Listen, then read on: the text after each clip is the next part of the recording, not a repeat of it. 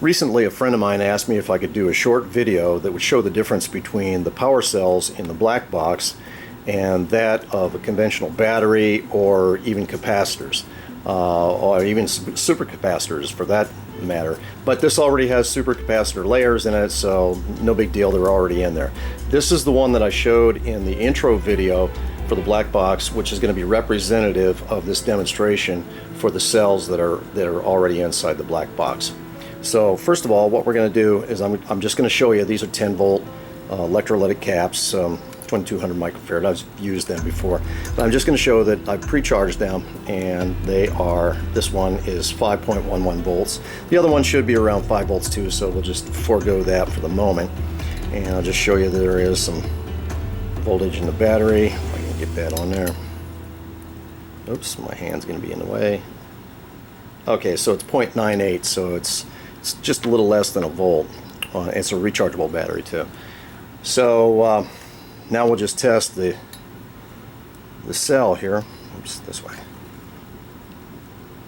And just to make sure it's got, okay, so it's 2.18 volts on the cell. Okay, now here's the part that that makes this so much different from these, or a common supercap by itself. These are generator cells, obviously. You can see that by, you know, this generating power. These are just storage, and supercaps are just storage too. And I wouldn't suggest you doing this, but I'm going to turn the meter to microamps. And what I'm going to do is I'm going to put it's going to cause a dead short when I put the meter probes across the caps and the battery. But what you'll get to see is you'll get to see that current through the microamp scale just drop really fast as the power drains out of these. So first I'll just do this. So watch where it is when it starts. Okay, 2000 and something. It's already 1008. You can see it going down really fast. Okay, so it just continues to go and goes down to 0. Alright, so I'll spare you that extra little time. We'll do it on this one too. Same thing, 2300 or so microamps, and it just puts a dead short on it through the meter, and it just comes down. And okay, so I'll stop there. But even if you put it back on there, it's not going to be back up to, you know, see, it's still it's still low. So we did drain it. Same thing with the battery. Same thing with the battery. So let's put this on here. Sorry, clumsy-handed.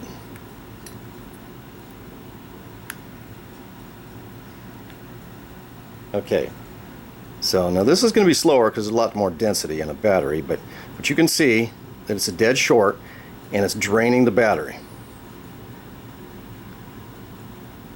And you could do the same thing with this. You could take it right down to 0 if you want, but it might damage the battery, and it's not good for the meter. But with this low power stuff, you know, it's not going to hurt anything.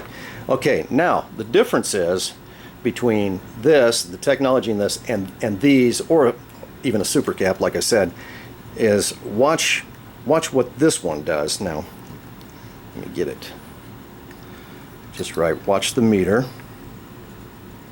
Oops. Okay, so it's 400 and something. Now it's up to 600. You see the difference? Whoops. Sorry, I got off of it. 800 microamps. Now in this case, instead of it draining, it's telling the cell, go ahead and do work and start increasing. And that's what you're seeing on the meter. When have you ever seen that before? When have you seen to put a dead short on something and watch the power increase? Isn't that amazing? So that is the big difference between the cells in here and something like a battery or capacitors. Now this is going to be my favorite part of the video. As I've said before, this is the type of cell structure that's inside the black box, and you can see that actually the cell itself is just in the center of this. This is just an extra piece hanging out, but you can see how thick it is. It's pretty thick. Okay, so right after I did the intro on the black box, I was thinking, well, you know, I really would like to do a thin film, because with the cells being that thick, there's only so much space inside here. Of course, I've got the batteries like I showed you before. Well, okay, here they are on this side. Batteries are in there, and the cells are inside here, power cells. So they charge up the batteries, you wear them down, it recharges those back up.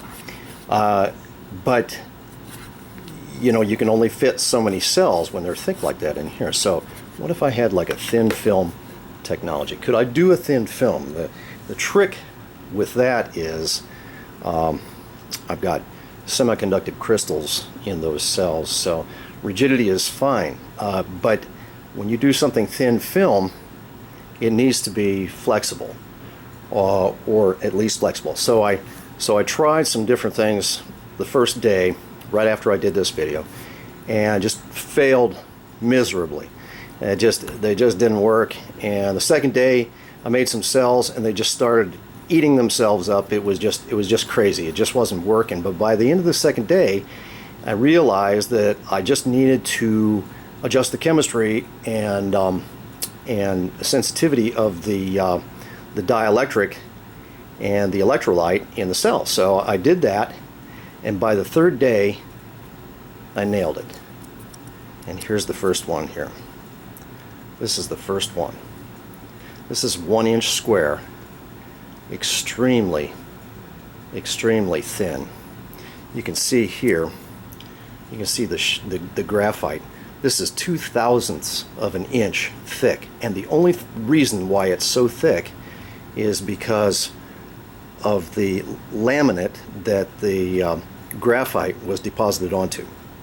That's what makes it 2/1000ths of an inch thick. Otherwise it would be really thin. Now, it's not graphene. Those guys that say that they're working with graphene, unless you can see through it like glass, it's not graphene.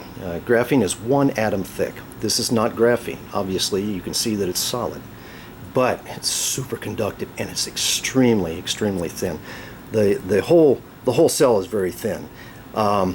If you I have it laminated here just to hold it together, but if you took the laminate off, this whole cell would be about the thickness of maybe 1 or 2 pieces of paper. It is super thin, super thin, but it's the same technology as the cells inside the black box. And check that out, it's flexible, it's semiconductive, dielectric, and the electrolyte, the whole thing, you know, the whole key is inside there, and it is a flexible semiconductor. It's just it's just really something unique, something different, and I know something that you have never seen before. Okay, first thing we'll do is we will check the voltage on this and see what it's producing. 2.11 volts. That's a lot of voltage for something that is micro thin. 1 square inch. 1 square inch.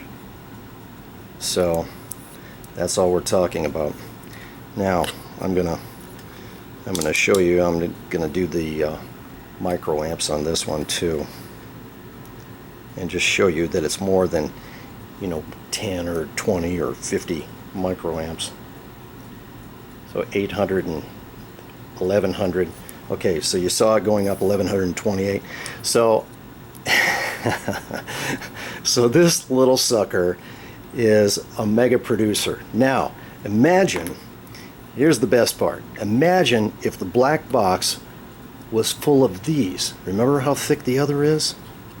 Look, super thick, paper thin.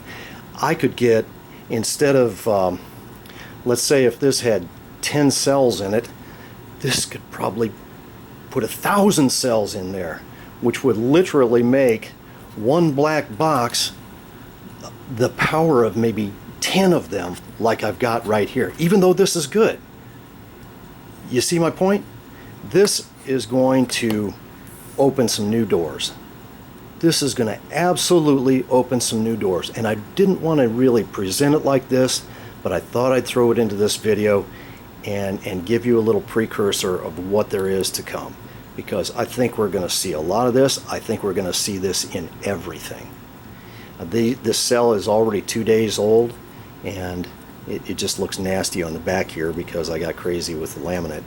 But look, it's not like the first one in a few hours. It had just tore itself apart because the electrolyte and everything was just too strong. So I've had to modify this, and it's just absolutely balanced and perfect for this micro thin cell. Look at that. Can you imagine the applications of this sucker? Now, if you want more current, you simply add area. So instead of 1 square inch, let's say you had 10 inches by 10 inches. That's 100 square inches. So if the voltage stayed the same at 2 volts or a little over 2 volts, or even if it was less than that, who cares? The current is going to be, you know, maybe times 100 theoretically. Probably not quite as much as that, but you know it's going to be a lot greater than this because it's all about the area for the current. So imagine a cereal box size of you know, these cells here. There would probably be, you know, 1,000 or 2,000 cells or something inside. Imagine the power it would be, or imagine the black box just full of them. Shoot, you could probably just get rid of these batteries. Then you probably wouldn't even need that, and just have this whole thing full. It would just, anyway, I just want you to think about that. But here it is, for the first time. You're seeing it. Nobody else has seen this. This is it. This is going to change everything, I think. Thanks.